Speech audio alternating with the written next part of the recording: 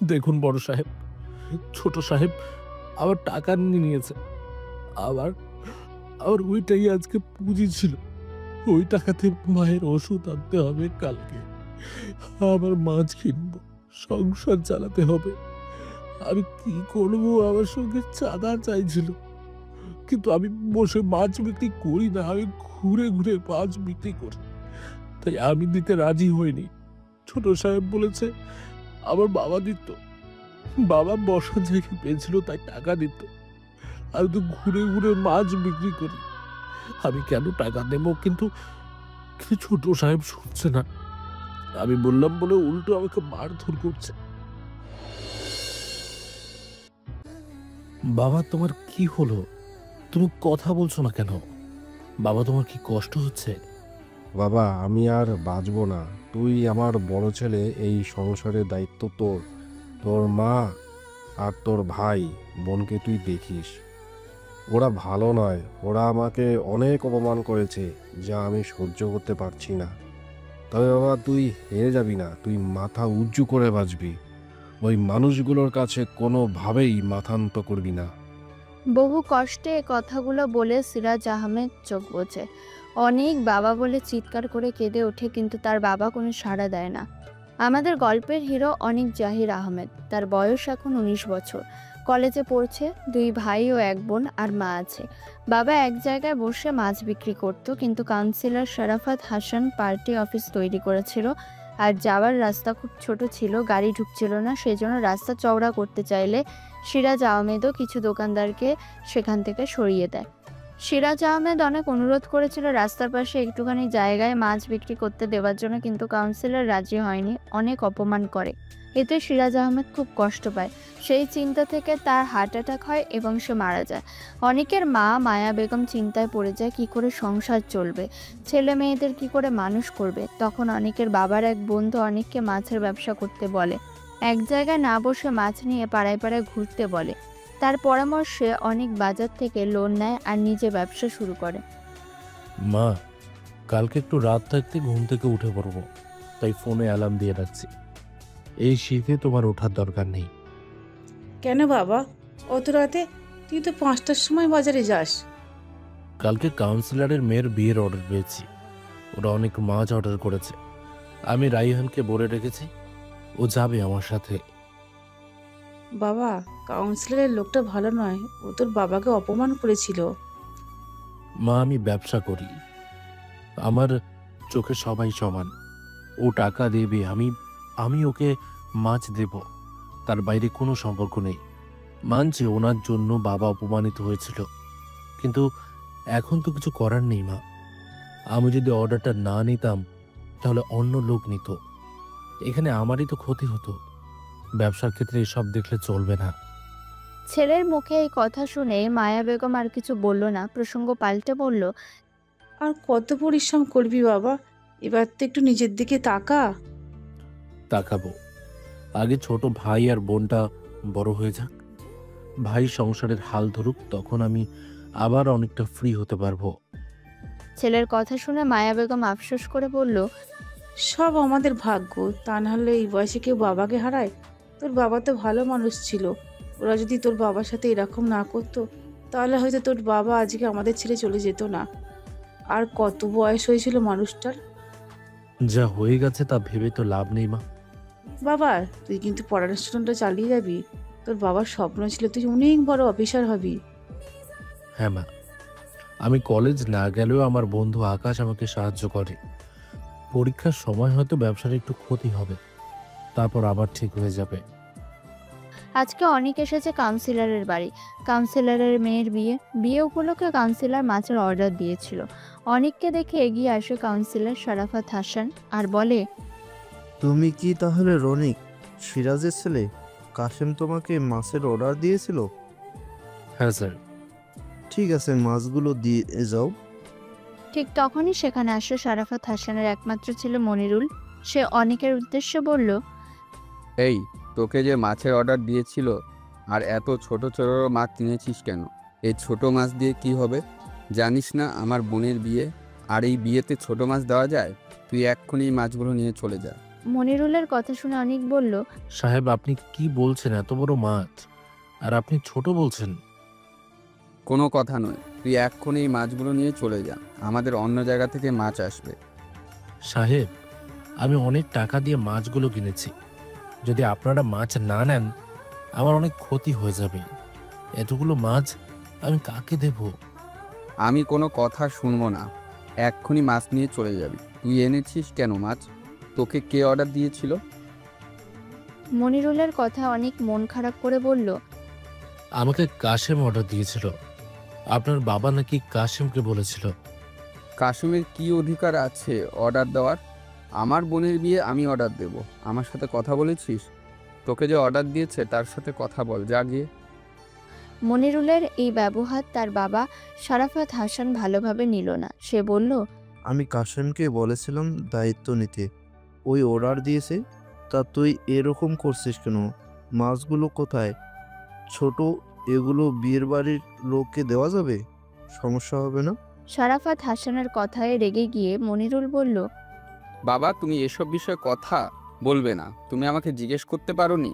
তুমি আমাকে না জানিয়ে কেন কাশেমকে বলেছো?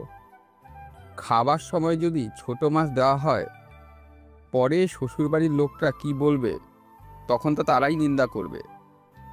কত বোনের কথা ভাবিস, জানতে বাকি নেই। আজকে আবার দেখাতে এসেছিস বোনের উপর দরদ। তুই যা এখান থেকে, আমি মাছগুলো নেব। তুমি একদম মাছ নেবে না, আমি জাহাঙ্গীরকে বলে দিয়েছি এক্ষুনি মাছ নিয়ে আসবে। জাহাঙ্গীর যদি মাছ নিয়ে আসে তাহলে ওর মাছগুলো কি হবে?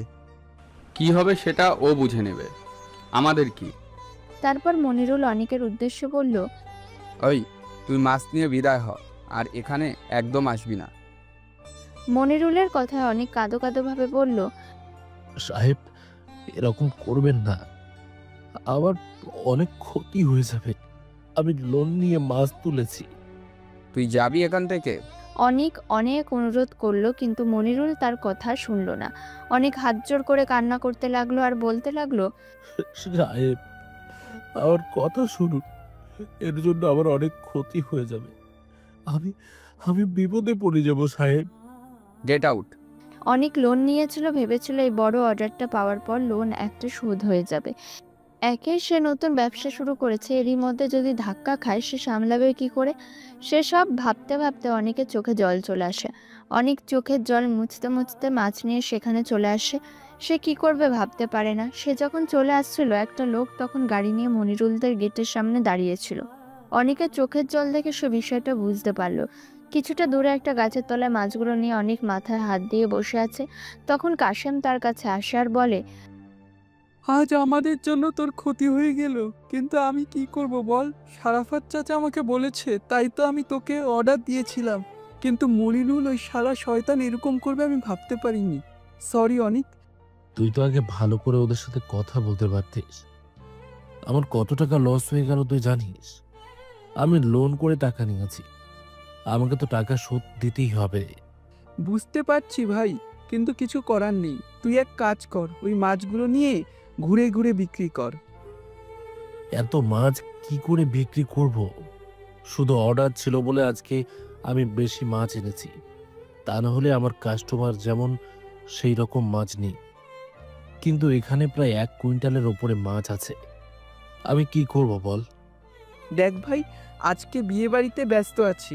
সারাফত চাচা অনেক দিন আগেই বলে রেখেছিল তার মেয়ের বিয়েতে যেন দেখাশোনা করে রাখি, তাই আমি পারবো না।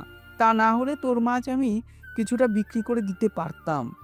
কথাটা বলে কাশেম চলে যায়। কাশেম আর অনেক পাশাপাশি বাড়ি, দুজনের মধ্যে খুব ভালো সম্পর্ক। কাশেম সারাফাত হাসানের কাছে কাজ করে।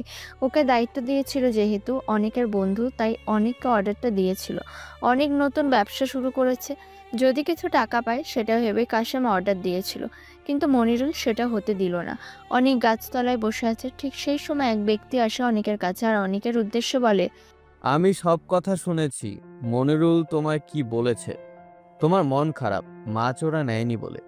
অনেকের মন সত্যি খারাপ ছিল। সে সেই ব্যক্তি কথা শুনে আচমকা তার দিকে তাকালো আর বলল, হ্যাঁ, চাচা অর্ডার দিল বিয়ে বাড়িতে মাছ নেবে বলে, অথচ মাছ নিল না। আমি লোন করে টাকা নিয়ে মাছ তুলেছি, আমার তো ক্ষতি হয়ে গেল। আর এত মাছ আমি কি করে বিক্রি করব বলুন তো? তাছাড়া বৃষ্টি পড়ছে, এরকম বাজারে মাছ নিয়ে যাওয়া তো অসম্ভব।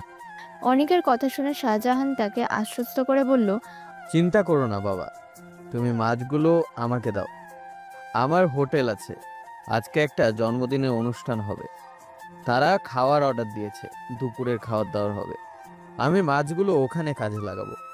আসলে আমি একটু দরকারে মনিরুলের পাশে হারুনদের বাড়িতে এসেছিলাম, আর বাড়ির গেটের বাইরে থেকে সব কথা শুনেছি। তারপর দেখলাম তুমি চোখে জল মুছতে মুছতে ওই বাড়ি থেকে বেরিয়ে যাচ্ছিলে। আমার বিষয়টা খুব খারাপ লাগছিল। তুমি লোন করে টাকা নিয়ে মাছ কিনেছো, যদি না নেয় তাহলে তোমার তো ক্ষতি হবে। তুমি মাছগুলো আমাকে দাও, আর 10 মিনিটের মধ্যে আমার হোটেলের সামনে চলে এসো। এটা আমার হোটেলের ঠিকানা। অনেক ঠিকানাটা নেয়। তারপর অনেক 10 মিনিটের মধ্যে সেই হোটেলের কাছে চলে আসে। সেখানে মাছ দিয়ে টাকা নিয়ে সে বাড়ি চলে আসে। শাহজাহান একজন বিজনেসম্যান, তার হোটেল আছে আর শপিং মল আছে। শাহজাহান অনেককে বলল, জানো তো বাবা, যার কেউ নেই তার আল্লাহ আছে, কখনো ভেঙে পড়বে না। আমি তোমার বিষয়ে হারুনের মুখ থেকে সব শুনেছি।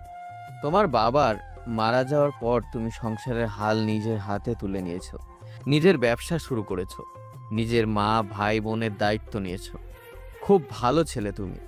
এবার থেকে এখানকার অর্ডার আমি তোমাকেই দেব। আমার হোটেলে মাঝে মাঝে ছোটোখাটো অনুষ্ঠান হয়, আমি তো মাছ কিনি। এবার থেকে তুমি এখানে মাছ দেবে, আর সাথে সাথে আমি তোমাকে পেমেন্ট দিয়ে দেব। জানো তো, হালালের পথে থাকলে আল্লাহ সব সময় তোমাকে সঙ্গ দেবে। মনিরুল যেটা করেছে সেটা ঠিক কাজ করেনি, আর ওর বাবা সারাফাতও আরেকটা চিটিংবাজ, মহা শয়তান লোকটা। নিজেকে সবার সামনে মহান দেখায়, অথচ ভেতরে শুধু শয়তানি বুদ্ধি। অনেক সব কথা শুনলো কিন্তু কিছু মন্তব্য করলো না। সে বাড়িতে এলে তার মা বলল, তুই সেই রাত থাকতে বেরিয়েছিলিস আর এখন বাড়ি ঢুকলি কেন বাবা?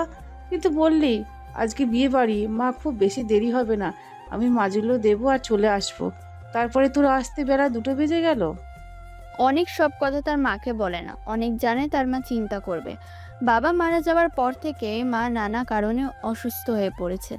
তাই অনেক তার মাকে বলল, মা, মাছ দিয়ে ওদের সাথে একটু বসে গল্প করছিলাম, বিয়ে বাড়ির ব্যাপার তো। তারপর খাওয়া দাওয়া করে আসছি, ওরা বলল খাওয়া দাওয়া করে যেতে, তাই ওদের অনুরোধ আমি আর ফেলতে পারিনি। অনেকের কথা তার মা সরল মনে বিশ্বাস করলো আর বলল, ও এই ব্যাপার, তুই আমাকে ফোন করে জানাবি তো। আমি চিন্তা করছিলাম তোর জন্য আমরা খেতে বুঝতে পারছিলাম না।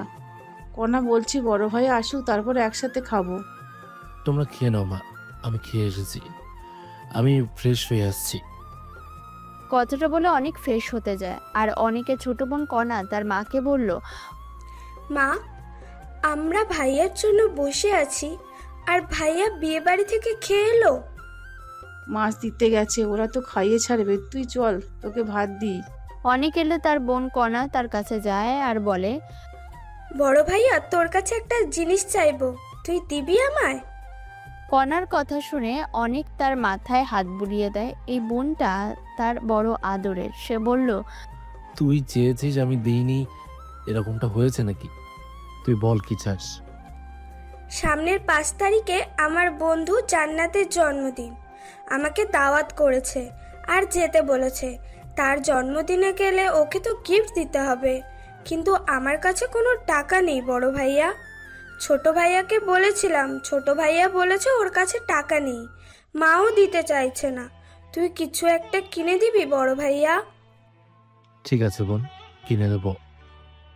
তখন পাশ থেকে ওর মা মায়া বেগম বলল, ওই রকম বড়লোক জন্মদিন বাড়িতে তোকে যেতে হবে না।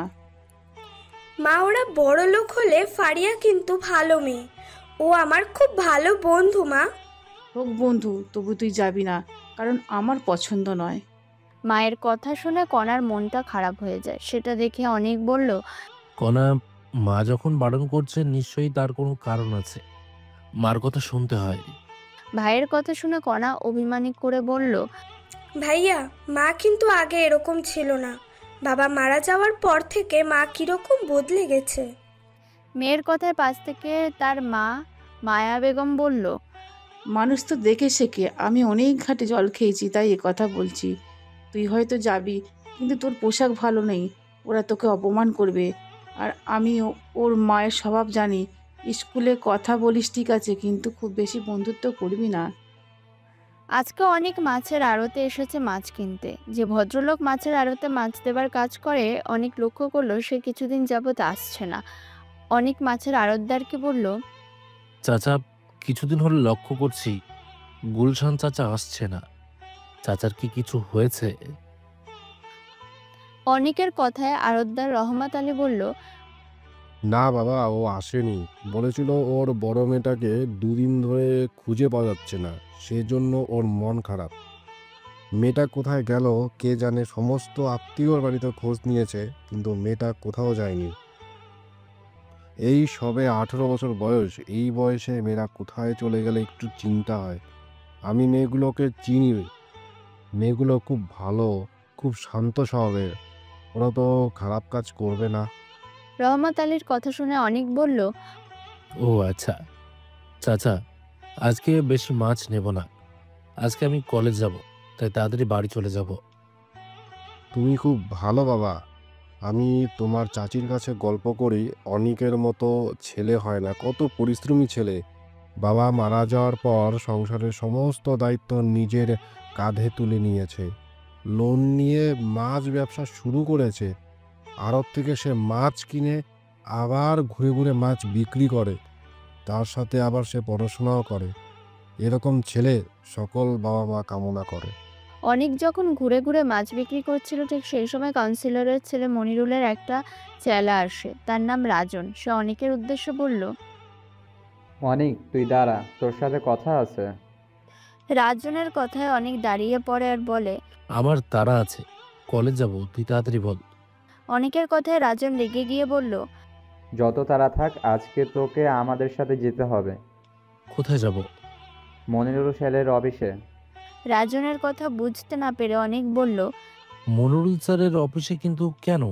জানি না, স্যার তোকে নিয়ে যেতে বলেছে। বলেছে তোকে দেখতে পেলে যেন ওর অফিসে নিয়ে যাওয়া হয়।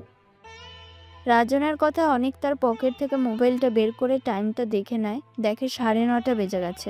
তাই সে রাজনের উদ্দেশ্যে বলল, আজকে হবে না, 9:30 বেজে গেছে। আজ কলেজ যাব, গুরুত্বপূর্ণ ক্লাস আছে।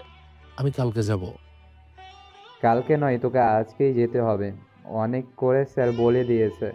তুই যদি না যাস তাহলে স্যার আমাদেরকে বকাবকি করবে। তুই চল। রাজনের কথা অনেক কিছু বলতে গেলে রাজন বলতে দেয় না। সে জোর করে অনিককে নিয়ে গেল। অনিক অফিসে গিয়ে দেখলো মনিরুল পায়ের উপর পা দিয়ে চেয়ারের উপর বসে আছে আর চা খাচ্ছে। রাজন মনিরুলকে গিয়ে বলল, স্যার, অনেককে ধরে নিয়ে এসেছি। রাজনের কথা মনিরুল অনেকের আপাদমস্তক দেখলো, তারপর বলল, তা বাবার ব্যবসাটা করছিস খুব ভালো কথা, কিন্তু বেটা তুই আমাদেরকে চাঁদা দিচ্ছিস না কেন? মনিরুলের কথা অনেক বলল, চাঁদা?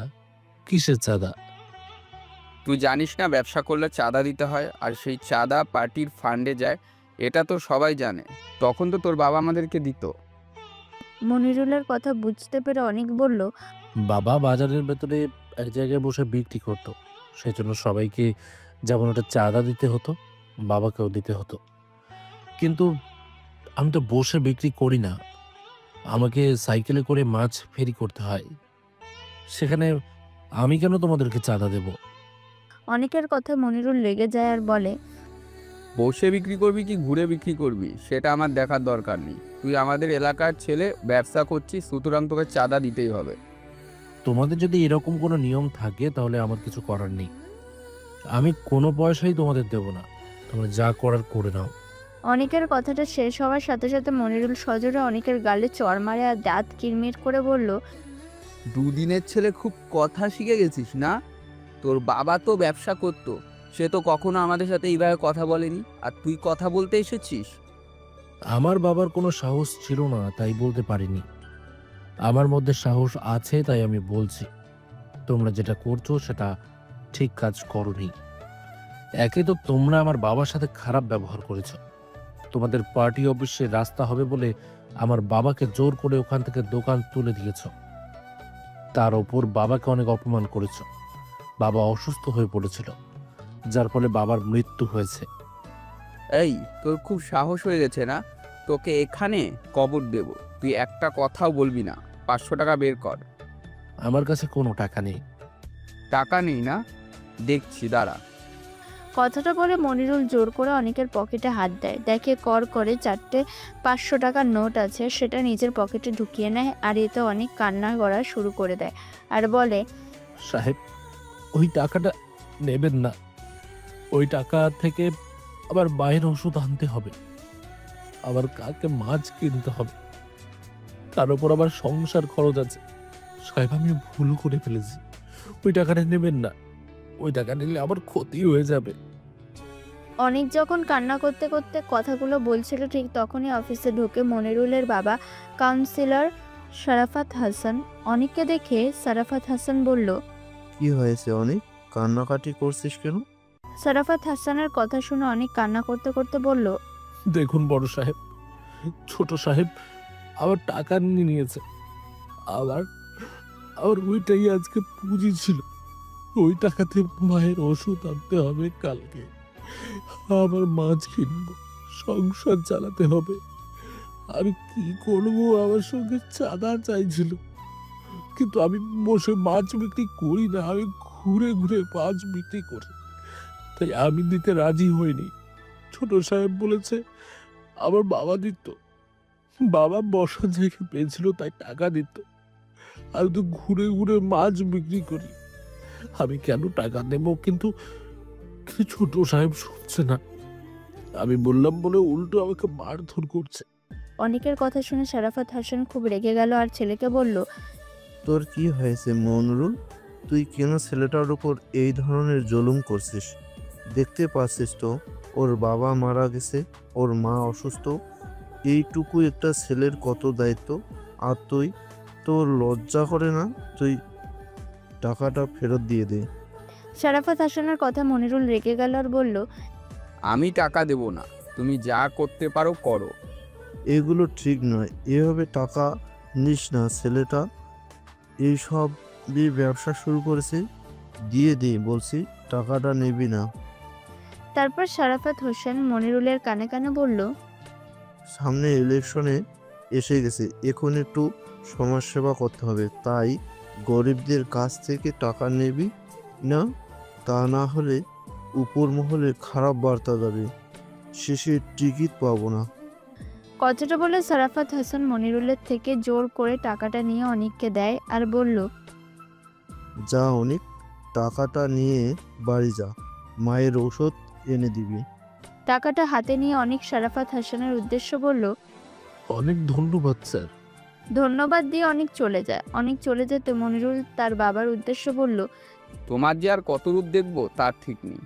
ছেলের কথায় হাসতে হাসতে শরাফত হাসান বলল, তোকে তো আমি আগেই বলেছি, ভিক না সাজলে ভিক্ষে পাওয়া যায় না। ভোটের সময় একটু একটু দেখাতে হয়। এই ঘটনার জন্য বাড়ি আসতে অনেকের দেরি হয়ে যায়। ছেলে বাড়ি আসছে না দেখে তার মা রাস্তায় অপেক্ষা করছিল। অনেককে দেখে তার মা বলল, বাবা, তোরা এত দেরি হলো কেন? আমি কখন থেকে তোর জন্য দাঁড়িয়ে আছি। তুই বলি ভাত খেয়ে কলেজে যাব, কখন আমার রান্না হয়ে গেছে, আর তুই এত দেরি করে এলি। মায়ের কথায় অনেক মিথ্যে বলল আর বানিয়ে বানিয়ে বলল, আজকের বাজার খুব খারাপ ছিল মা, মাছ বিক্রি করতে দেরি হলো, সেজন্য আসতে দেরি হয়ে গেল। আজকে কলেজে আর যাব না। অনেকের কথা তার মা বিশ্বাস করলো, সে আর কিছু বলল না। এদিকে শরাফত হাসান মনিরুলকে উদ্দেশ্য করে বলল, তুই এত বোকা কেন মনিরুল? শোষো মেরে হাত বন্ধ করার কি দরকার? ওর কাছে কত টাকা আছে যে ওকে আঘাত করতে গেলি? আমাদের উদ্দেশ্য ছিল ওর বাবার আর যে সমস্ত লোকের দোকান ছিল সেগুলো তোলার, আর সেসব তো হয়ে গেছে। আর ও এখন এই সবে ব্যবসা শুরু করছে। এখন ওর সাথে খারাপ কিছু করিস না। পরিবারকে সামলাতেও হিমশিম খাচ্ছে। ওর বাবা তো টাকা পয়সা কিছুই রেখে যায়নি, তাই ওর পিছনে না লেগে আমাদের খুব বড় লোকদের দিকে নজর দিতে হবে। তারপর সেই মেয়েটার খবর কি? বাবার কথা মনিরুল বলল, মেয়েটা যেখানে থাকা সেখানেই আছে। ঠিক আছে, যথাসময়ে মেয়েটার ঠিকানা পাঠিয়ে দিয়ে দেব। শরাফত হাসান এলাকার কাউন্সিলর আর তার ছেলে মনিরুল এলাকার নামকরা গুন্ডা। বয়স ২৬ বছর। শরাফত হাসান হলো মুখোশধারী শয়তান। এলাকায় খুব মিষ্টি মিষ্টি কথা বলে প্রকাশ্যে সে তার শয়তানি দেখায় না। তার ছেলেকে সে সবকিছু শেখায়। ছেলে যখন ভুল করে আবার সবার সামনে সে ছেলে হয়ে ক্ষমা চায়। সে ছেলেকে শেখায় যে কিভাবে মানুষের সাথে থেকে মিষ্টি ব্যবহার করে বুকে ছুরি মারতে হয়, যাতে মানুষ আমাদের মুখোশ দেখতে না পায়। আজকে মনিরুল এসেছে তার গোপন ডেরায়, আর একটা মেয়েকে সেখানে হাত পা মুখ বেঁধে রাখা হয়েছে। মনিরুল এসে মেয়েটার গালে হাত দিয়ে বলল, ডার্লিং, তুমি আর কত সহ্য করবে তোমার এই কষ্ট? আমি যে আর কিছু দেখতে পাচ্ছি না, প্লিজ তুমি এবার শুধু হ্যাঁ বলো। দেখবে আমি তোমাকে রানী করে রাখবো, তোমাকে নিয়ে আমি সুখে ঘর বাঁধবো, এই জায়গা থেকে অনেক দূরে নিয়ে চলে যাব। কথাটা বলে মনিরুল আয়রার মুখটা খুলে দেয়। আয়রা চিৎকার করে বলে, শয়তান, তোর ইচ্ছে কখনো পূরণ হবে না। আমি মরে গেলেও কখনো তোর মতো জানোয়ারকে ভালোবাসবো না। ভালো তো তোমাকে বাঁচতেই হবে, কারণ আমার হাত থেকে যে তোমার মুক্তি নেই। মরে যাব। মরতে দেব না, আমার বুকের মাঝেই তোমায় লুকিয়ে রাখবো। তাই এখন কিছু খেয়ে নাও, যদি না খেয়ে থাকো দুর্বল হয়ে পড়বে, তখন তারা আমার সঙ্গে ঝগড়া চিৎকার চেঁচামেচি করতে পারবে না। তোমাকে স্ট্রং হতে হবে, বুঝতে পারছো ডার্লিং? কথাটা বলে মনিরুল খাবারটা জোর করে আয়রাকে খাইয়ে দেয়। আয়রা প্রথমে খেতে না চাইলে শেষে মনিরুলের ধমকে খেতে বাধ্য হয়। এদিকে আজকে অনেক এসেছে গুলশান রহমানের বাড়িতে। গুলশান রহমানের দুটো মেয়ে, বড় মেয়ে আয়রার বয়স 18 বছর আর ছোট মেয়ে মিথিলা, যার বয়স 13 বছর। আয়রাকে আজ দুদিন হলো খুঁজে পাওয়া যাচ্ছে না। অনেক সে খবরটা জেনে দেখা করতে এসেছে। অনেক দেখে গুলশান রহমান মাথায় হাত দিয়ে বসে আছে আর তার স্ত্রী বিছানায় শুয়ে আছে। অনেক বলল, চাচা, তুমি দুদিন কাজে আসোনি শুনলাম, তোমার নাকি বড় মেয়েটাকে খুঁজে পাওয়া যাচ্ছে না। হ্যাঁ বাবা, আজ দুদিন হলো আমার মেয়ে আয়রাকে খুঁজে পাচ্ছি না। থানায় গিয়েছিলে? গিয়েছিলাম, কিন্তু ওরা ডায়েরি লিখলো না। বলল ভালো করে খোঁজ করুন, দেখুন হয়তো কারোর সাথে চলে গেছে। আমি চারিদিকে খুঁজেছি, আমার আত্মীয় স্বজন, কিন্তু মেয়েটা কোথাও সন্ধান পাচ্ছি না। আমার মেয়েটা স্বভাবে খুব ভীতু ছিল, ও কখনো খারাপ কাজ করতে পারে না। ঠিক আছে চাচা, এখন তাহলে থানায় চলুন, ওদের বলবেন আমরা অনেক খুঁজেছি, পাইনি, আপনারা অন্তত একটু চেষ্টা করুন। কথাটা বলে অনেক গুলশান রহমানকে নিয়ে থানায় যায়, কিন্তু থানায় পৌঁছাবার আগে মনিরুলের চেলা রাজন অনেককে বলল, কোথায় যাবি তুই? এই বুড়োটাকে নিয়ে তুই কি মরতে চাস? রাজনের কথা শুনে অনেকে একটু অবাক হয়ে যায়। তারপর সে বলল, তুই এভাবে কথা বলছিস কেন? চাচা ওর মেয়েকে 2 দিন ধরে খুঁজে পাচ্ছেন না, তাই থানায় গিয়েছিল। ওরা ডায়েরি নেয়নি, বলেছে মেয়ে নাকি কারোর সাথে চলে গেছে, কিন্তু চাচার মেয়ে ওরকম স্বভাবের নয়। তাই আমি চাচাকে নিয়ে থানায় যাচ্ছি, ভালো করে পুলিশকে বলবো। একদম থানায় যাবি না, মেরে এখানেই কবর দিয়ে দেব। চুপচাপ এখান থেকে চলে যা। চাচার মেয়ে কারোর সাথে চলে গেছে, পুলিশ ঠিকই বলেছে। তুই আর এই ঝামেলায় জড়াস না।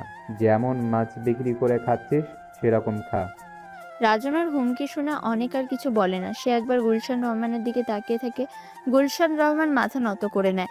রাজন চলে গেল। অনেক গুলশান রহমানকে বলল, সত্যি করে চাচা রাজন যেটা বলল সেটা সত্যি, আপনার মেয়ে কারোর সাথে চলে গেছে। অনেকের কথায় গুলশান রহমান কাঁদতে কাঁদতে বলল, আমি জানি না বাবা, আমি কিছু জানি না। গরিবের কাছে সম্মানের দাম অনেক বেশি, তাই সম্মানটার ওরা শেষ করে দিল। আমার মেয়েটাকে ওরা বাঁচতে দিল না। চাচা আপনি কি সব বলছেন? ওরা বলতে কারা?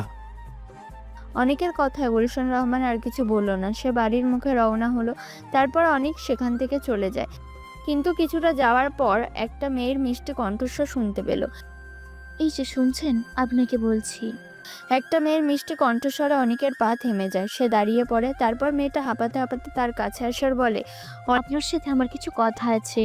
অনেক মেয়েটার আপাতমস্তক লক্ষ্য করলো, দেখলো মেয়েটা তার থেকে অনেকটাই ছোট। সে তখন বলল, হ্যাঁ বলো। আমার নাম মিথিলা, আমি গুলশান রহমানের ছোট মেয়ে। আমি জানি আপনি এসেছেন বাবার সাথে দেখা করতে, আপুর ব্যাপারে খোঁজ নিতে। বাবাকে নিয়ে থানায় যাচ্ছিলেন, কিন্তু ওই রাজন আপনাকে যদি নিষেধ করে, ভাইয়া আপনি রাজনের কথা শুনবেন না। ও ভালো নয়, ও শয়তান। মনিরুলের চেলা ওরা। আমার আপুকে তুলে নিয়ে গেছে। আপু আমাকে বলেছিল মনিরুল অনেক দিন থেকে আপুর পিছু লাগছিল, আপুকে প্রপোজ করেছিল, কিন্তু আপু রাজি হচ্ছিল না। বাবা তো এসব বিষয় কিছুই জানে না। আপু আমাকে বলেছে, তাই আপনি ওই রাজনের কথা শুনবেন না। ওই শয়তানটা সব জানে। আপনি বাবাকে নিয়ে থানায় যান, অন্তত একটা মিসিং ডায়েরি করুন। জানি থানায় গিয়েও কোনো লাভ হবে না, তবু চেষ্টা তো করা যেতে পারে। বাবা গিয়েছিল, বাবাকে ওরা উল্টোপাল্টা কথা বলেছে। এবার আপনি বাবাকে নিয়ে যান, দেখুন যদি কিছু করতে পারেন। আমার আপু খুব ভালো মেয়ে, ও কারো সাথে চলে যায়নি। আমি তো জানি আমার আপু কোনো ভুল করতেই পারে না। প্লিজ আপনি একটু সাহায্য করুন। মিথিলার কথাগুলো মন দিয়ে শুনলো। তারপর অনেক বলল, আমি জানি ওই মনিরুল ভালো লোক নয়। আমি যদি যাই ওরা আমার ক্ষতি করতে পারে। অনেকের কথায় মিথিলা রেগে গিয়ে বলল, আপনি কিরকম পুরুষ মানুষ, একটা হুমকিতে ভয় পাচ্ছেন? আপনার সাহস নেই সত্যের মুখোমুখি দাঁড়ানোর? আমি তো বললাম সবটাই জানি, আর আপনি সাহস করে থানায় যেতে পারবেন না? আমি বাবার মুখে শুনেছি আপনার নাকি আর্মিতে কাজ করার খুব ইচ্ছে আছে, কিন্তু সামান্য বিষয়ে আপনি যদি এত ভয় পান, তাহলে দেশের হয়ে লড়বেন কি করে? একটা মেয়েকে যখন আপনি সুরক্ষিত রাখতে পারছেন না সবকিছু জানার পরেও, তাহলে দেশের জন্য আপনি কখনো লড়তে পারবেন না। আপনি একটা কাপুরুষ। ছি, আপনাকে বলাই আমার ভুল হয়েছে। আজ আমার আপুর সাথে যা হয়েছে, আল্লাহ না করুক কালকে এই একই ঘটনা যদি আপনার বোনের সাথে হতে পারে, তখন কি করবেন? হাতে চুরি পরে বসে থাকবেন? রক্ষা করবেন না নিজের বোনকে, নিজের মাকে, নিজের পরিবারকে? এক নিঃশ্বাসে কথাগুলো বলে মিথিলা চলে যায়। মিথিলার কথা শুনে অনেক আর কিছু বলে না, সেও সেখান থেকে চলে যায়। সে বাড়িতে গিয়ে মিথিলার কথাগুলো খুব চিন্তা করতে থাকে। বারবার তার মনে মিথিলার ছবি ভেসে ওঠে, আর ওই কথাগুলো সে মনে মনে চিন্তা করতে থাকে আর বলে, সত্যি তো, তার মধ্যে এতটুকু সাহস নেই, সব জানার পরও একটা মেয়েকে সে রক্ষা করতে পারছে না। আর যদি আমার বোনের সাথে সেম ঘটনা ঘটতো তখন? না, আমি ভাবতে পারছি না। আর আমাকে কিছু করতেই হবে। অনেক যখন এসব নিয়ে চিন্তা করছিল, ঠিক সেই সময় তার রুমে বোন কণা আসে আর বলে, ভাইয়া কি ভাবছিস তুই? কখন থেকে ডাকছি শুনতে পাচ্ছিস না? বোনের কথা স্বাভাবিক হয়ে অনেক বলল, হ্যাঁ বল, কি বলছিস? এতক্ষণ ধরে কি চিন্তা করছিলিস? কিছু নয়, বল কেন ডাকছিলিস? বুঝতে পারছি তুই তোর ব্যবসা নিয়ে চিন্তা করছিস। চিন্তা করিস না, কালকে তোর মাছ দেখবি সব বিক্রি হয়ে যাবে, তুই লস খাবি না।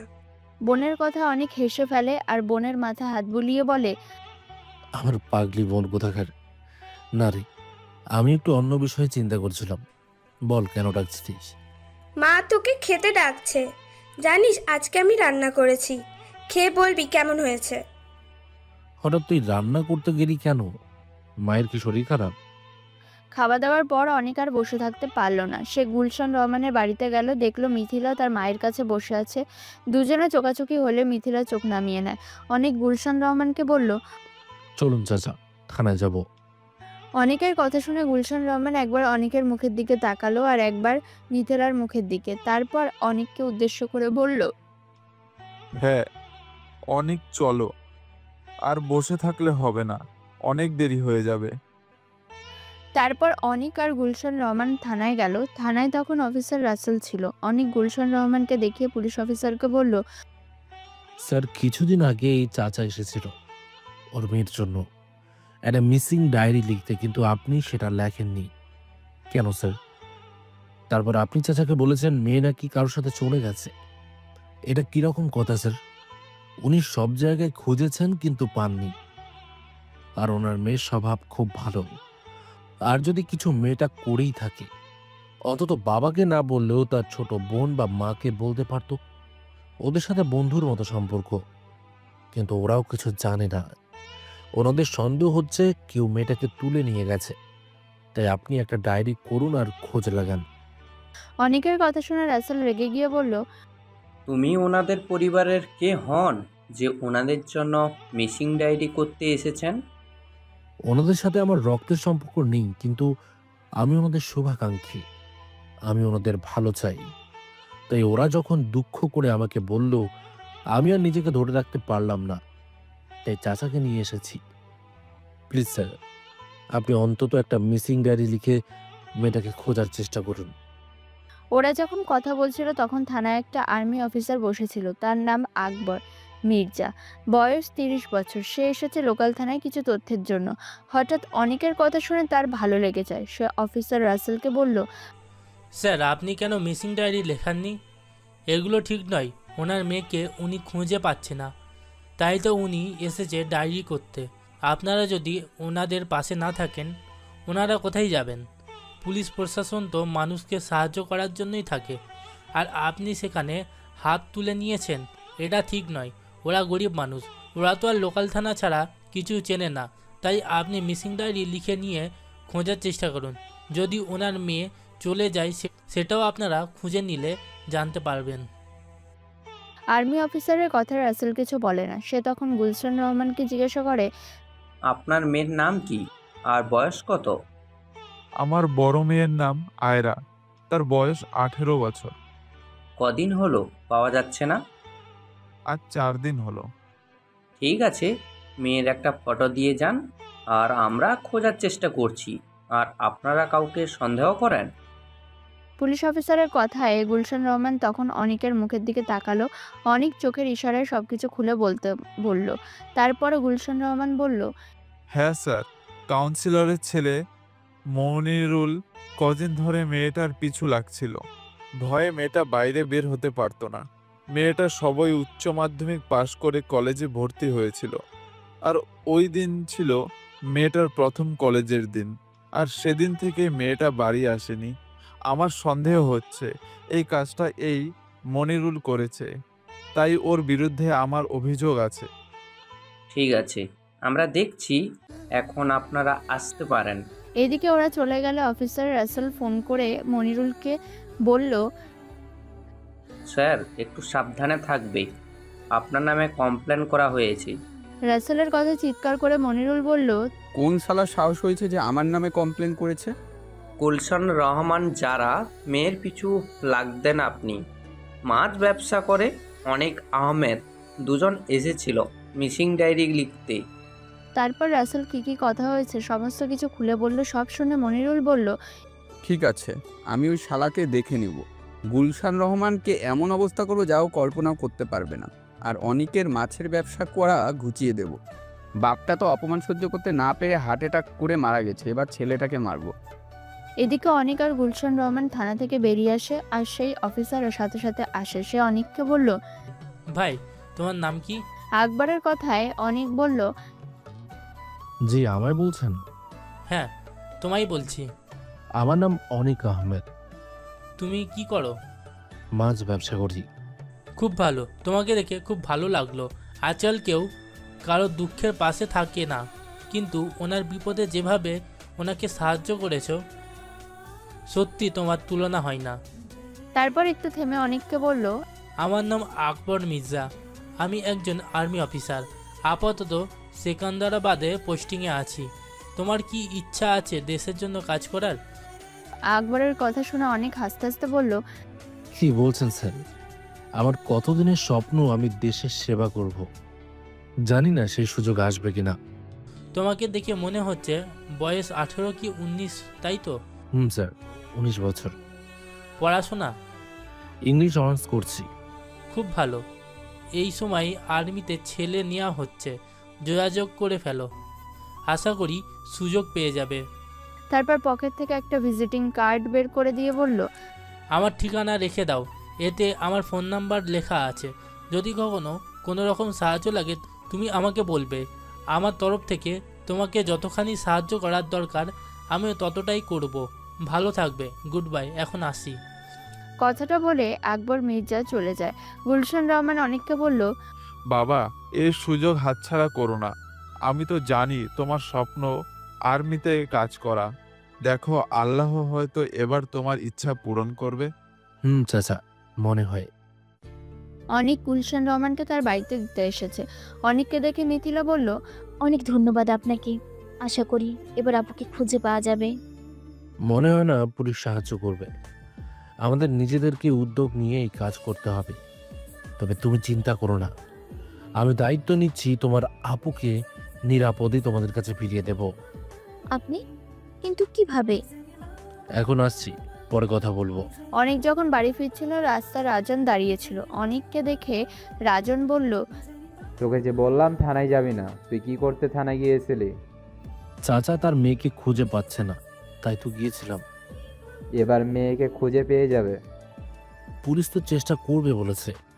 তখন পাশ থেকে মনিরুল বলল, পুলিশ ওই রকম চেষ্টা করবে, তবে আয়রাকে পাওয়া যাবে না।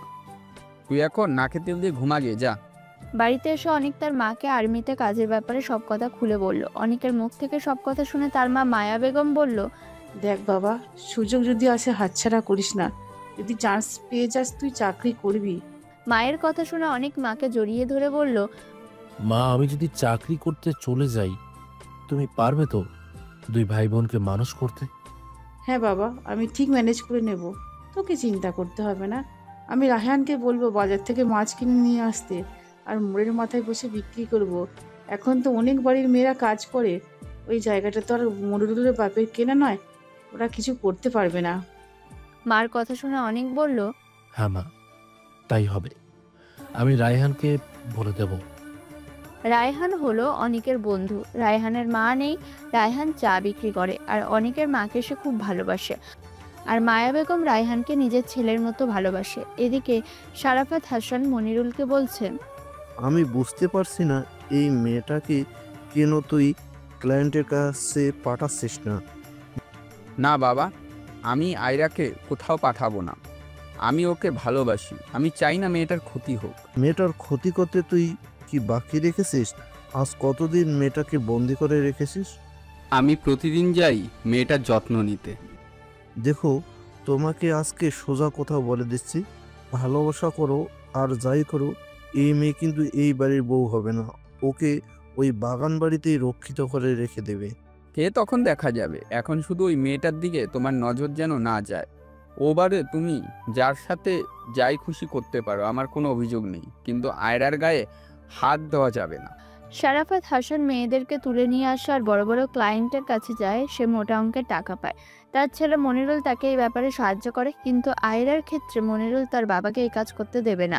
আয়রাকে যেদিন সে প্রথম দেখে সেই দিনই তার ভালো লেগে যায়। তারপর থেকে তাকে প্রপোজ করতো, কিন্তু আয়রা রাজি হয়নি। শেষে একদিন সারাফাত হাসানকে বিষয়টা বললে সে মেয়েটাকে তুলে আনতে বলে। সারাফাত হাসানের উদ্দেশ্য ছিল মেয়েটাকে ক্লায়েন্টের কাছে পাঠাবে, কিন্তু বেঁকে বসে মনিরুল। এদিকে অনেক আর্মির পরীক্ষার জন্য ফর্ম ফিল আপ করে জমা দেয়। সে আকবর মির্জাকে ফোন করে আর বলল, স্যার, আমি আর্মির জন্য ফর্ম ফিল আপ করে জমা দিয়েছি। মা আমাকে অনুমতি দিয়েছে। মায়ের ইচ্ছা আমি দেশের হয়ে কাজ করি। তোমার মা একজন মহৎ মহিলা, তুমি যার সন্তান, সে মা কখনো খারাপ হতে পারে না। তুমি চিন্তা করো না, তুমি যখন ফর্ম ফিল আপ করেছো তুমি নিশ্চয়ই চাকরিটা পাবে। অনেক ধন্যবাদ স্যার আমাকে সাজেশন দেওয়ার জন্য। আজকে অনেক রাস্তা দিয়ে যাচ্ছিল, ঠিক সেই সময় মিথিলা স্কুল থেকে ফিরছিল। মিথিলাকে দেখে অনেক দাঁড়িয়ে পড়ে আর বলে, কেমন আছো মিথিলা? ভালো নেই, কতদিন হয়ে গেল আপুর কোনো খোঁজ পাচ্ছি না। থানায় গেলেন, পুলিশে তো কিছু করছেই না। আর আপনি বললেন সব হয়ে যাবে, অথচ এখনো পর্যন্ত কিছুই হচ্ছে না। চিন্তা করো না মিথিলা, একটু সময় লাগবে। আপনি কি আলাদিনের আশ্চর্য প্রদীপ যে হুট করে আমার আপুকে খুঁজে বের করবেন? ঠিক তা নয়, তবে অনেককে কথাটা শেষ করতে দিল না। তার আগে মনিরুল অনেকের জামার কলার ধরে বলল, এই, তুই রাস্তায় দাঁড়িয়ে এই পিচ্চি মেয়েটার সাথে প্রেম করছিস? হঠাৎ মনিরুলকে দেখে মিথিলা ওখান থেকে চলে যায়। আর অনেক বলল, সাহেব আপনি কি বলছেন? ও তো গুলশান চাচার মেয়ে। আমি জিজ্ঞাসা করছিলাম চাচির শরীর কেমন আছে। একদিন বাড়িতে গিয়ে দেখেছিলাম চাচি অসুস্থ, তাই জানতে চাইছিলাম। তা বাড়িতে গিয়ে জিজ্ঞেস করতে পারিস তো রাস্তায় কিসের কথা। হ্যাঁ, দেখা হয়ে গেল তাই জানতে চাইলাম। আর থানায় যাবি না, তোরা আয়রাকে কখনো খুঁজে পাবি না। সে দেখা যাবে, যেখানেই থাক ঠিক খুঁজে আনবো। তুই কি করে খুঁজবি? যখন আনবো তখন দেখতে পাবেন। অনেকের কথা শুনে মনিরুল খুব রেগে যায় আর তাকে মারধর করতে শুরু করে আর বলে, শালা, তোর তো খুব সাহস দেখছি। তখন পাশ দিয়ে অনেকের বন্ধু রায়হান যাচ্ছিল, ছুটে এসে অনেককে ধরে ফেলে আর কিছু না বলে অনেককে বাড়ি নিয়ে আসে। এসে অনেকের মা মায়া বেগমকে বলল, চাচি একটু বরফ দাও অনিককে, ওই মনিরুল ওকে মেরেছে। অনেকের কথায় মায়া বেগম কান্না শুরু করে দেয় আর বলে, কেন বাবা, তুই ওদের সাথে লাগ দেখেছিস? তুই তো ওদের সাথে পারবি না। তোর ক্ষমতা কতটুকু? ওরা তোর বাবার কত ক্ষতি করেছে, আবার তোর যদি কিছু করে। তখন পাশ থেকে অনেকের ছোট বোন কণা বলল, মা কান্না করবে না, ওরা বড় ভাই আর কিছু করতে পারবে না। ওই দুষ্টু লোকেদের আল্লাহ শাস্তি দিবে। মেয়ের কথায় মায়া বেগম বলল, আল্লাহ কবে শাস্তি দেবে? আর যে ধৈর্য ধরতে পারছি না। ওরাই তোর বাবার বুকে লাথি মেরেছিল। সেদিন তোর বাবা খুব কষ্ট হয়েছিল, আর সেদিন রাতেই তোর বাবা হার্ট অ্যাটাক করে মারা যায়। ওদের অনেক পয়সা আছে, ওদের পার্টির ক্ষমতা আছে, আমরা খেতে খাওয়া গরিব মানুষ। মায়ের কথা অনেক বুঝতে পেরে মাকে বলল, মা তুমি শান্ত হও, কান্না করো না, ওরা আমার কিছু করতে পারবে না। তুই কি গুলশান রহমানের বড় মেয়েকে পাওয়া যাচ্ছে না, তার জন্য থানায় গেছিলিস বলে মনিরুল তোর সাথে এরকম করলো? হ্যাঁ মা। ওই বাপ বেটা ওরা মানুষকে ভালো থাকতে দেবে না। কিন্তু বাবা, তুই সরকারি চাকরি পরীক্ষা দিচ্ছিস, যদি কিছু হয়ে যায় তখন আবার চাকরিতে সমস্যা হবে। আমার কিচ্ছু হবে না মা, ওরা আমার কিচ্ছু করতে পারবে না। না বাবা, ওরা ভয়ঙ্কর, ওরা সব কিছু করতে পারে। তোর বাবার বুকে লাথি মেরেছিল মনিরুল দোকানটা তোলার জন্য। তোর বাবার দোকানটা তুলতে চাইছিল না। তোর বাবা রাস্তার এক পাশে বসে মাছ বিক্রি করতো, শুধু রাস্তাটা পার্টির অফিসের জন্য বড় করতে চাইছিল, বড় গাড়ি যাবে বলে। সেজন্য মনিরুল তোর বাবার বুকে লাথি মেরেছিল। তোর বাবা সেদিন এসে খুব কান্না করছিল আর বলছিল, একটা ছোট ছেলে সে আমার বুকে লাথি মারলো, আমি আর বাঁচবো না মায়া, এই অপমান আমি সহ্য করতে পারছি না। সারা জীবন কারোর সাথে 10 পয়সা নিইনি, সারা জীবন পরিশ্রম করে ছেলে মেয়েদেরকে মানুষ করেছি, আর আজকে এই অপমান। তবু আমি ওদের পার্টিকে চাঁদা দিই, তবু ওরা আমাকে অপমান করলো। এরকম আর অনেক কথা তোর বাবা বলতে লাগলো। তারপর আমি তাকে সান্ত্বনা দিলাম, কিছু হবে না, সব ঠিক হয়ে যাবে। সেদিন রাতেই তোর বাবা মারা গেল। আসলে ওই অপমানটা তোর বাবার বুকে গেঁথেছিল। মায়ের কথা শুনে অনেক অবাক হয়ে গেল, কারণ এসব কথা তার মা কখনো বলেনি। তাই সে বলল, মা, বাবাকে যে মেরেছিল তুমি এসব কথা কখনো বলনি। বলিনি তোরা কষ্ট পাবি বলে। আবার সেই রাতে তোর বাবা মারা গেল, তারপর আমার মাথা ঠিক ছিল না। তারপর একটু থেমে মায়া বেগম বলল, বাবা তুই সাধারণ একটা মানুষ, তুই ওর সাথে পেরে উঠবি না। আমি বলছি ওর সাথে ঝগড়া করিস না। চাচা খুব ভালো মানুষ মা, মেয়েটাকে খুঁজে পাচ্ছে না, তাই আমি ওদের সাহায্য করছি। এখানে আমার দোষ কোথায় বলো? আমি জানি বাবা, পুলিশ এতে কিচ্ছু করতে পারবে না, পার্টির ক্ষমতা আছে বলে এরা অত্যাচার করে যাচ্ছে। এদিকে শরাফত হাসানের কাছে খবর আছে তাদের নামে থানায় কমপ্লেন করা হয়েছে, তাই পার্টি ওদেরকে আর কোনো পদে রাখবে না। শরাফত হাসান মনিরুলকে বলল, মনিরুল, পার্টির উপর মহল থেকে খবর এসেছে আমাদের নামে থানায় কমপ্লেন করা হয়েছে। পার্টি আর আমাদেরকে পদে রাখতে চাইছে না। তুই এক কাজ কর, গুলশান রহমানকে কমপ্লেন তুলে নিতে বল। ঠিক আছে বাবা, আজকে আমি কথা বলবো, তবে তুমি আয়রার কোনো ক্ষতি করবে না। দেখ, তুই মেয়েটার জন্য এবার পাগল হয়ে যাবি। কি দরকার মেয়েটাকে বাঁচিয়ে রাখার? মেয়েটাকে মেরে ফেললেই তো সমস্যার সমাধান হয়ে যায়। বাবার কথা রেগে যায় মনিরুল আর বলে, বাবা, ওরে নিয়ে একটাও কথা বলবে না, খুব তাড়াতাড়ি ওকে তোমার বৌমা বানাবো। দেখ মনিরুল, পার্টির চেয়ে বড় আমার কাছে কেউ নেই, তাই তার জন্য আমাকে যতটা নিচে নামতে হয় আমি ততটাই নিচে নামবো। ওই মেয়ের জন্য যদি আমার কোনো ক্ষতি হয় আমি কিন্তু ছেড়ে কথা বলবো না, আর তোমাকেও ছাড়বো না। আর ভুলে যাব তুই আমার সন্তান, কতটা ভালো করে মনে রাখিস। এই মুহূর্তে কেন তা তুলে দিতে বল, আর মেয়েটাকে মেরে ফেল। না বাবা, ভুলেও ওই কাজ করবে না। আমি ওই অভিযোগ তুলে নিতে বলতেছি, তবে ওই মেয়ের গায়ে যেন আঁচ না পড়ে। তারপরের দিন মনিরুল দলবল নিয়ে গুলশান রহমানের বাড়িতে যায় আর হুমকি দিয়ে বলে, চাচা 24 ঘন্টার মধ্যে কমপ্লেন তুলে নেবে, তা না হলে তোমাদের কাউকেই বাঁচিয়ে রাখবো না, সবগুলোকে খুন করে ফেলবো। ঠিক তখনই সেখানে আসে মিথিলা। মিথিলাকে দেখে মনিরুল বলল, চাচা, এটা তোমার ছোট মেয়ে, তুমি যদি কমপ্লেন না তোলো তোমার এই ছোট মেয়েকে তুলে নিয়ে যাওয়া হবে, আর এমন অবস্থা করব যা তুমি কল্পনাও করতে পারবে না।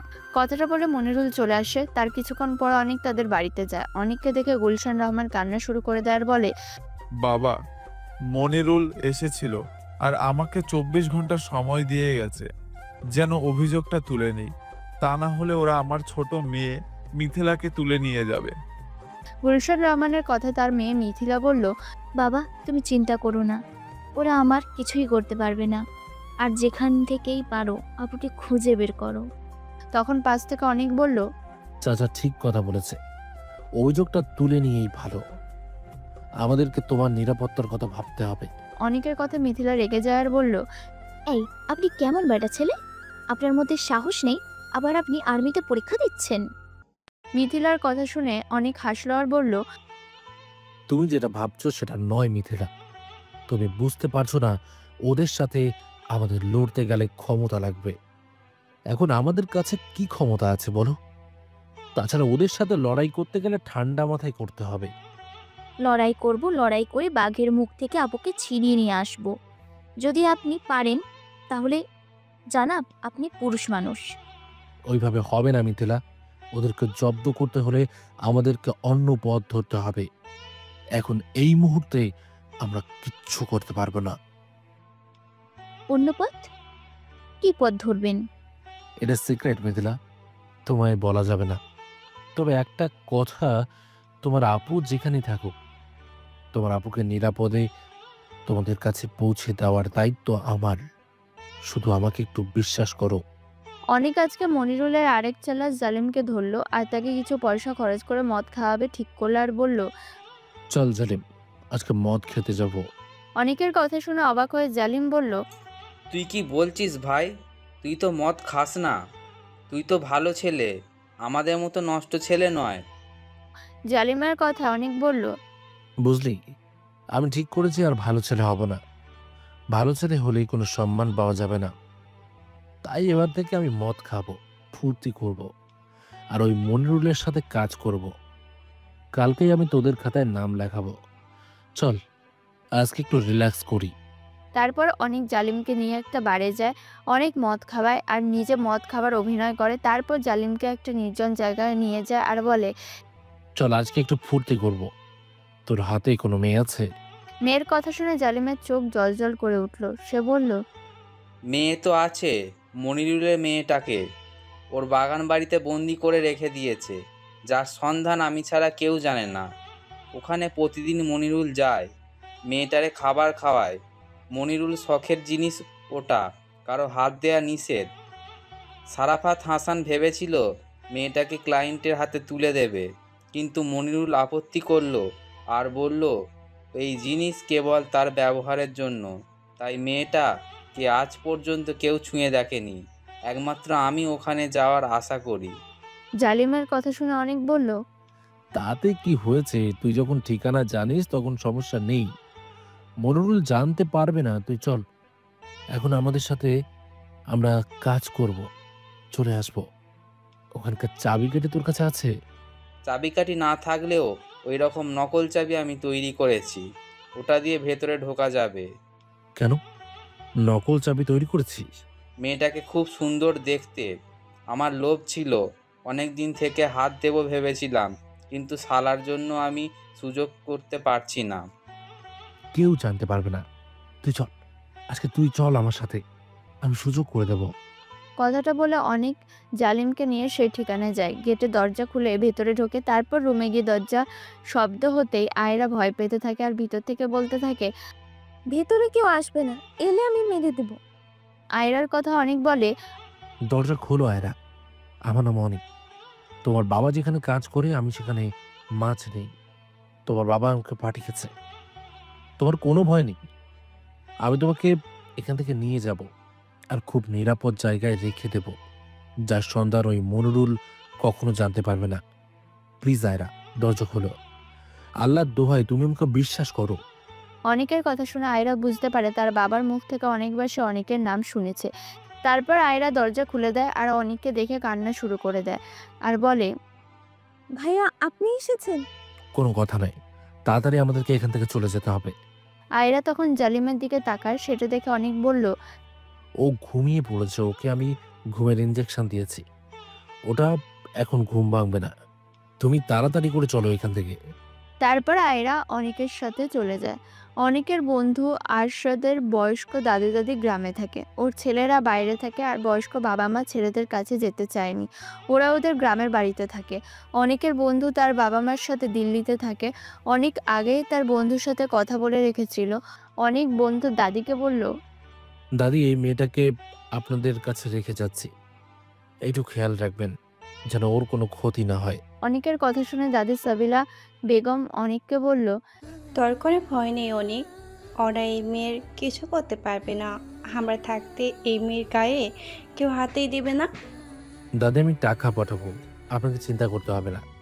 আমি বলেছি টাকার কথা, টাকার চিন্তা করতে হবে না। ও যদি আমার নিজের নাতনি হতো তখন কি হতো? তাছাড়া আমার ছেলেরা টাকা পাঠায়, টাকার অভাব নেই। ও এখানে নিরাপদে থাকবে, তুই নিশ্চিন্তে থাকতে পারিস। তারপর অনেক আয়রার উদ্দেশ্য বলল, এরা ভালো মানুষ, তোমার কোনো চিন্তা নেই। এরা তোমাকে নিজের পরিবারের মতোই যত্ন করবে। আর আমার ফোন নাম্বার রেখে দাও, যদি কিছু অসুবিধা হয় তুমি আমায় ফোন করবে। কথাটা বলে অনেক ওখান থেকে চলে আসে। এদিকে মনিরুল জালিমকে ফোন করলে দেখে জালিমের ফোন সুইচ অফ। মনিরুল চিন্তা করতে থাকে, কারণ সেদিন পার্টির কাজ থাকায় সে ওই বাড়িতে আসেনি। তারপরের দিন সকালে গেলে সে আয়রাকে খুঁজে পায় না। তারপর সে গুলশান রহমানের বাড়িতে যায়, গিয়ে বলে, চাচা, তোমার মেয়ে ফিরে এসেছে। মনিরুলের কথা শুনে ফারিয়া বেগম চিৎকার করে কান্না করে ওঠে আর বলে, আমার মেয়েকে তুলে নিয়ে গিয়ে এখানে আমাদের সাথে নাটক করা হচ্ছে। আমরা মেয়েকে পাইনি বলে আমাদের মন খারাপ, আর এখন মিথ্যা কথা বলতে এসেছো। তুমি যেখান থেকে পারো আমার মেয়েকে নিয়ে এসো। মনিরুল বাড়ির ভেতর গিয়ে খুঁজলো, কিন্তু পেল না। দেখলো মিথিলা খুব কান্না করছে। মনিরুল এবার চিন্তায় পড়ে গেল, কারণ এদের ক্ষমতা সেরকম নেই যে তার সঙ্গে টক্কর দেবে আর ওই জায়গা থেকে মেয়েটাকে নিয়ে আসবে।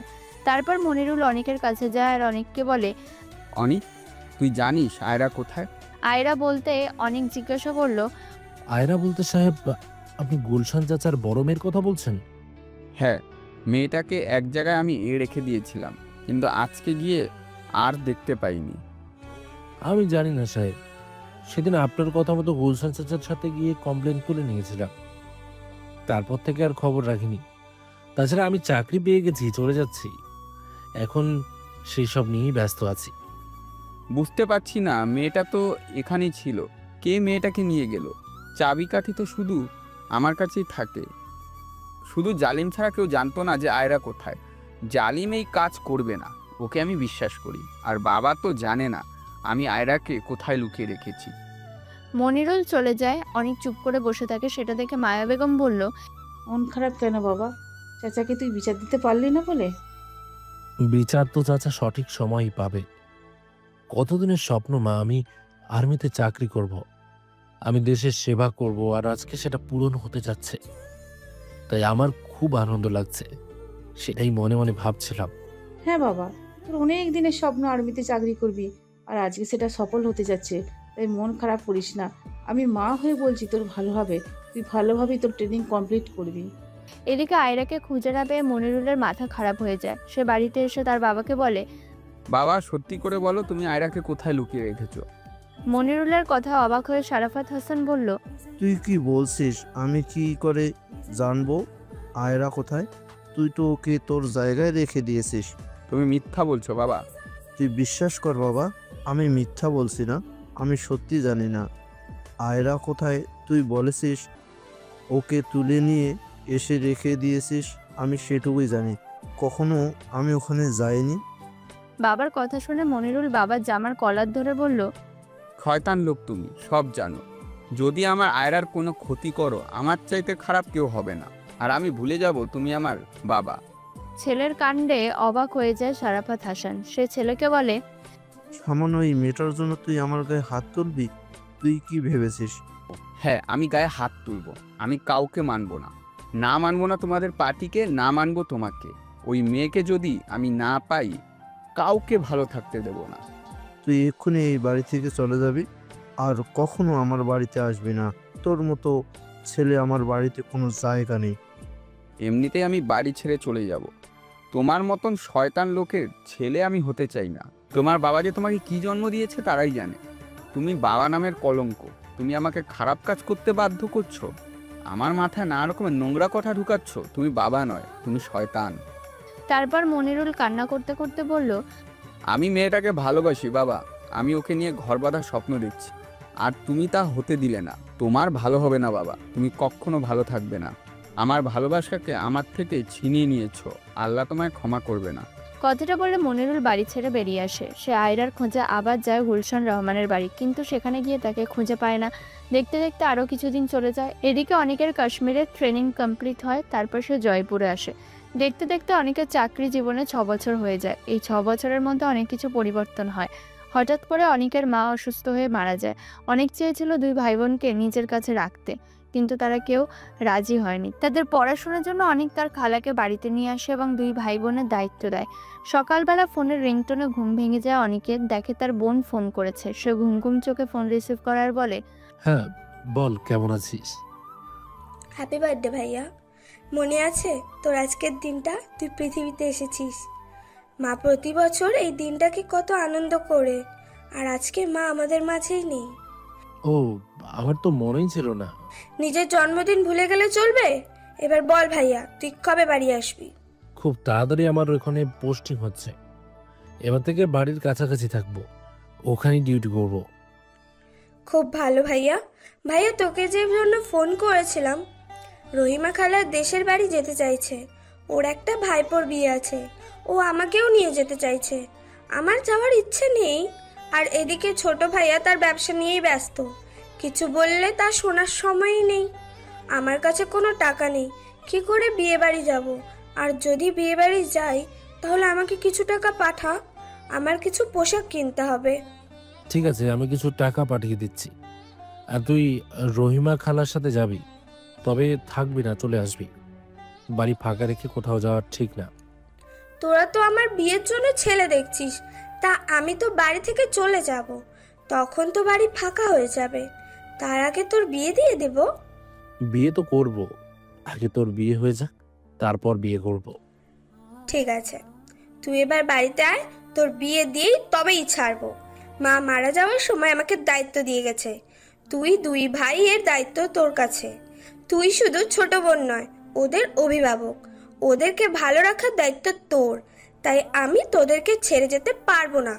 আমার 2 ভাবি এলে তবেই আমি এই সংসার ছেড়ে যাব। কথাটা বলে কণা ফোনটা কেটে দেয়। এদিকে অনেকের বন্ধু আশিক অনেককে বলল, কার সাথে কথা বলছিস? আশিকের কথা অনেক বলল, আমার বোন ফোন করেছিল, কবে বাড়ি যাব জানতে চাইছিল। আর আজকে আমার জন্মদিন, তার জন্য আমাকে শুভেচ্ছা জানালো। অনেকের কথা শুনে আশিক বলল, ও কংগ্রাচুলেশন। তুই বলবি তো হ্যাপি বার্থডে? তা কখন টিপ দিচ্ছিস? আজকে রাতেই দেব। মিথিলা ভাবির সাথে কথা বলেছিস? না, বলা হয়নি, ও জানে না আমার আজকে জন্মদিন। জানিয়ে দে ভাবিকে। জানাবো পরে। বোন বলছিল কবে বাড়ি যাব, আমি বললাম ছুটি পেলে তবে দেখা যাবে। কবে ছুটি পাই? এখন মনে হয় না ছুটি পাবি। কেন ছুটি পাবো না? সকালে হালিম স্যার বলেছিল ওদের কাছে খবর এসেছে কিছু জঙ্গি এলাকায় ঢুকে পড়েছে। তারা হসপিটালে রেল প্ল্যাটফর্মে কোনো এক সময় হামলা করতে পারে। তাদের নাকি এক জঙ্গি বন্দি আছে, তাকে মুক্তি দিতে বলছে।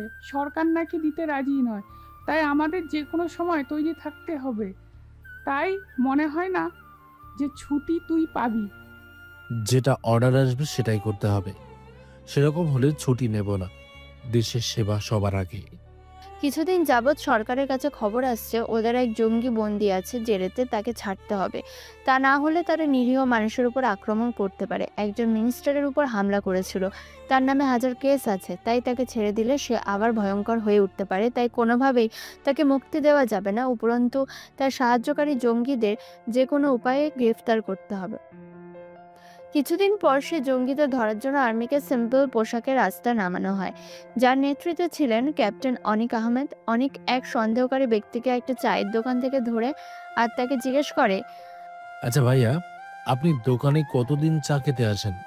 অনেকের কথা সে ব্যক্তি কোনো জবাব দেয় না। তারপর দোকানের মালিক বলল, আজ কিছুদিন হলো এই ভদ্রলোক দোকানে চা খেতে আসছে, এর আগে এই লোকটাকে দেখিনি। দোকানের মালিকের প্রশ্নের উত্তর না দিয়ে সে লোকটাকে অনেক বলল, ভাই আমি ওই দোকানে আজকে প্রথম চা খেতে এলাম, তাই জিজ্ঞেস করছি। আমিও আপনার মতো ভিনদেশী। তারপর অনেক সেই লোকটাকে উদ্দেশ্য করে বলল, ভাইয়া আমার ফোনটা একবার দেবেন, আমার মাকে একটু ফোন করব, আমার ফোনে ব্যালেন্স শেষ হয়ে গেছে। অনেকের কথায় সে ব্যক্তি কোনো উত্তর দিল না। সে সেখান থেকে চলে গেল। অনেক ইশারা করে তার এক সঙ্গীকে তাকে ফলো করতে বলল। কিছু দূর থেকে সে তার দলের বসকে বলছিল, বস আগে কোথায় হামলা করতে হবে, বোমাটা কোথায় রাখবো? অপর পাশ থেকে দলের বস বলল, তুই কোথায় আছিস? স্টেশনের পাশে একটা চায়ের দোকানে। একজন এসে আমার কাছে ফোন চাইছিল, তার নাকি ফোনে ব্যালেন্স শেষ হয়ে গেছে, তার মায়ের সাথে কথা বলবি। আমি দেইনি, আর আমি তার কোনো প্রশ্নেরও উত্তর দেইনি। খুব ভালো কাজ করছো। তুমি আগে প্ল্যাটফর্ম রেখে দাও, ঠিক সন্ধ্যাবেলা যেন ওটা কাজ করে। ওই সময় স্টেশনে প্রচুর লোক থাকে। ঠিক আছে স্যার। কথাটা বলে যেই ফোনটা কেটে দেয়, সাথে সাথে অনেক ও তার দলবলেরা তাকে অ্যারেস্ট করে ওখান থেকে নিয়ে চলে যায়। জেরা করে তাদের পুরো দলটাকে অ্যারেস্ট করা হয়। এই ঘটনায় ক্যাপ্টেন অনেকের সবাই প্রশংসা করতে থাকে, মিডিয়াতে দেখানো হয়। মিথিলা বুঝতে পারে এটাই তার পছন্দের মানুষ অনিক। সে রাতের বেলা অনিককে ফোন করে, অনেক ব্যস্ত থাকে, ফোন কেটে দেয়। 2 ঘন্টার পর অনেক মিথিলাকে ফোন করে, মিথিলা তখন ঘুমিয়ে পড়েছিল, তাই তার ফোন রিসিভ করতে পারেনি। তারপরের দিন মিথিলা দেখে তার ফোনে 5টা মিসড কল, যা অনিকের নাম্বার থেকে এসেছে। তারপরে অনেক একটা মেসেজ লিখেছে, ব্যস্ত থাকার জন্য ফোনটা কেটে দিয়েছিলাম, সরি, কিছু মনে করবে না। মিথিলা বুঝতে পারে। মিথিলার সাথে সাথে অনেককে ফোন করে 2বার বাজার পরেই অনেক ফোনটা রিসিভ করার বলে, সরি মিথিলা, কালকে একটু ব্যস্ত ছিলাম। বুঝতে পেরেছি, বড় অফিসার, বড় বড় ব্যাপার। আমরা বেকার মানুষ, আমাদের কাছে অফুরন্ত সময়। এভাবে কথা বলছো কেন? আমি কি কিছু বলেছি তোমাকে? দেখলাম তো আপনাকে মিডিয়ায় দেখাচ্ছে, সবাই প্রশংসা করছে, তাই ভাবছি আপনার কাছে যাবার আর আমার সুযোগ হবে না। তুমি তো সুযোগ অনেকদিন আগেই করে নিয়েছো, আবার নতুন করে কি সুযোগ চাইছো? অনেকের কথা বুঝতে না পেরে মিথিলা বলল, কি বললেন ঠিক বুঝলাম না। বলবো, যেদিন আমি বাড়ি যাব সেদিন সবকিছু বলবো। তারপর অনেক প্রসঙ্গ পাল্টে বলল, মনিরুলের আর জিজ্ঞাসা করতে আসা তোমার আপুর কথা। হ্যাঁ, মাঝে মাঝে আসি, তবে এখন অনেক উনি বদলে গেছেন, নিজের ব্যবসা করছেন। আমাকে দেখে কেমন যেন তাকিয়ে থাকে, খুব ভালো লাগে ওনার এই পরিবর্তন। মিথিলার কথা শুনে অনেক হাসলো, তবে সে কিছু মন্তব্য করলো না। মিথিলা বলল, আপু বলছিল আপনার সাথে আপু কি কথা আছে। ঠিক আছে, আমি আয়রাকে ফোন করে নেব। তখন পাশ থেকে অনেকের বন্ধু আশিক বলে, কার সাথে কথা বলছিস? মিথিলা ভাবির সাথে? আমাকে দে, আমিও কথা বলবো। মিথিলা কথাটা শুনতে পায়, সে অনিককে বলল, কি বলেছে? আমি তোমার সাথে পরে কথা বলবো মিথিলা, এখন আমি রাখছি। কথাটা বলে অনেক ফোনটা কেটে দেয়। তারপর আশিককে উদ্দেশ্য করে বলে, তোর কি হচ্ছে? এখনই শুনতে পেয়ে গেলে কি ভাবতো বলতো? শুনলেই বা কি, ভালো তো বাসিস নাকি? বলে দিবি, তাহলেই তো মিটে যায় সমস্যা। আর তুই তো এখন বলে দিতে পারিস। এত বড় সাফল্য নিশ্চয় শুনেছে, তাই হয়তো ফোন করেছে। এটা তো সুযোগ ছিল তোর জন্য। এভাবে বলা যায়? ওকে সামনে না দেখে বললে কেমন লাগে? চোখে চোখ রেখে কথা বললে তবেই তো মজা। আমাদের ক্যাপ্টেন ভালোই রোমান্টিক আছে। প্রেমে পড়লে সব মানুষই রোমান্টিক হয়। এদিকে মিথিলা মন খারাপ করে বসে আছে, তার কিছু ভালো লাগছে না। ওই ঘটনার পর শুধু কয়েকবার তার আপুকে দেখেছিল, আর দেখেনি। যদি কেউ জেনে যায়, বিষয়টা ওরা গোপন রেখেছে। এখনো মনিরুল মাঝে মাঝে আয়রার খোঁজে ওদের বাড়িতে আসে।